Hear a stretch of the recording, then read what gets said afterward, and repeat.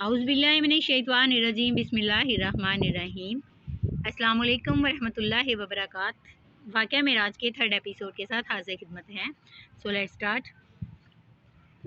तो आपने फरमाया आज रात मुझे एक दूर मकाम पर ले जाया गया था। बोला कहाँ? आपने फरमाया बैतुल मक़दस में। कहने लगा फिर तुम सुबह होते ही हमारे पास भी पहुँच गए? आपने फरमाया हाँ। रावी कहता है इस वक्त तो इसने आपकी तकज़ीब नहीं की, मुबादा जिस वक्त वो अपनी कौम को बुलाए आप उससे इनकार कर दें। बल्कि कहने लगा अगर मैं उन लोगों को बुलाऊं तो उनके सामने भी ये बात कहोगे? आपने फरमाया हाँ, इनके सामने भी कहूँगा। फिर इसने बुलंद आवाज़ से पुकारा, ए बनु काब बिन लोई के लोगों इधर आओ। इसका ये कहना था कि लोग अपनी मजलिस से उठकर इनके इर्द गिर्द जमा हो गए।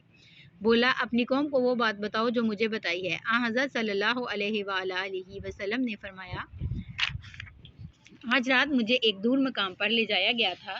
सब ने कहा कहाँ? आपने फरमाया बैतुल मक़दस। आपने फरमाया बैतुल मक़दस। फिर बोले फिर तुम सुबह सवेरे हमारे पास भी पहुंच गए? आपने फरमाया हाँ। ये सुनकर कुछ तो तालियां बजाने लगे, बाद ने ताज्जुब से अपने हाथ अपने सरों पर रख लिए। मताम बिन अदी बोला तुम्हारी साहब सब बातें ठीक हैं, मगर इसके बारे में शहादत देता हूँ कि तुम झूठ बोल रहे हो। हम बैतुल मक़दस को 1 महीना जाते हैं और 1 महीना आते, ऊँट भगा भगा कर मार देते हैं, और तुम कहते हो कि मैं एक ही रात में वहाँ से हो आया हूँ। लात और अज़ा की कसम मैं तुम्हें सच्चा नहीं मानता। हज़रत अबू बकर रज़ियल्लाहु तआला अन्हु बोले मतन तुमने बुरा कहा, तुमने अपने भतीजे की तहकीर और तकज़ीब की। मैं शहादत देता हूँ कि ये सच कहते हैं। कहने लगे मोहम्मद सल्लल्लाहु अलैहि वसल्लम बैतुल मक़दस की इमारत और इसकी शक्ल सूरत के बारे में बताओ, और ये भी बताओ कि वह पहाड़ से कितनी दूर है। हाज़रीन में से कुछ लोग इसकी तरफ सफ़र कर चुके थे।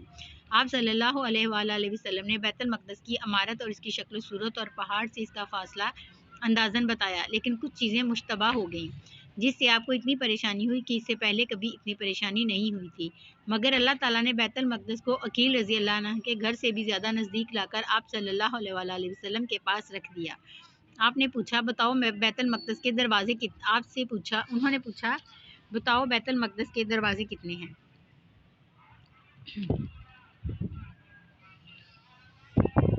आपने पहले इसके दरवाजे नहीं गिने थे, मगर अब देखकर इसके दरवाजे गिने और इनको गिनते जाते और बताते जाते।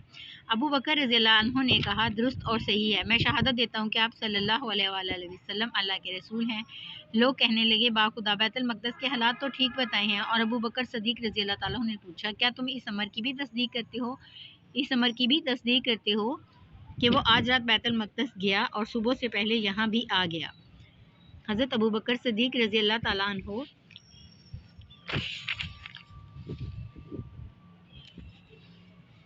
हज़रत अबू बकर सिद्दीक़ रज़ियल्लाहु ताला अन्हु ने कहा हाँ, मैं इससे मुश्किल बात में इनकी तस्दीक करता हूँ कि सुबह शाम इनके पास आसमान की खबरें आती हैं। इस मौका पर तस्दीक करने की वजह से हज़रत अबू बकर सिद्दीक़ रज़ियल्लाहु अन्हु का नाम सदीक रखा गया। फिर उन्होंने पूछा मोहम्मद सल्लल्लाहु अलैहि वसल्लम हमारे तजारती काफ़िले के बारे में बताओ कि वो कहाँ देखा?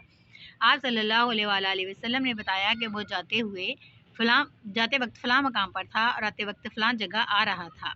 आप सल्लल्लाहु अलैहि वसल्लम ने इसके मक्का पहुंचने का वक्त भी बताया और ये भी बताया कि कौन सा ऊँट इसके आगे आगे आ रहा है। ये सब बातें इसी तरह पूरी हुई जिस तरह आप सल्लल्लाहु अलैहि वसल्लम ने बताई थी, मगर उन्होंने इसको जादू का करिश्मा समझा और बोले वलीद ने सच ही कहा था। इस तरह वाक़या ने इनको पहले से भी ज़्यादा हलाकत में धकेल दिया और ज़ालिमों ने इसके इनकार में ही अपनी खैरियत समझी। मेराज कब हुआ? ज़ोहरी रहमतुल्लाह अलैह कहते हैं कि मिराज हिजरत से 1 साल पहले हुआ। उर्वा भी इसी तरह कहते हैं। सदी रहमतुल्लाह अलैह कहते हैं कि हिजरत से 14 माह पहले हुआ। इब्ने अब्दुल बर रहमतुल्लाह वगैरह कहते हैं कि हिजरत और मिराज के दरमियान 12 माह का फासला हुआ, और सही ये है कि मिराज एक ही दफ़ा हुआ है। बात कहते हैं 2 दफ़ा हुआ है, एक दफ़ा बेदारी में और दूसरी दफ़ा नींद में। यूँ लगता है कि इस कायलीन ने शिरक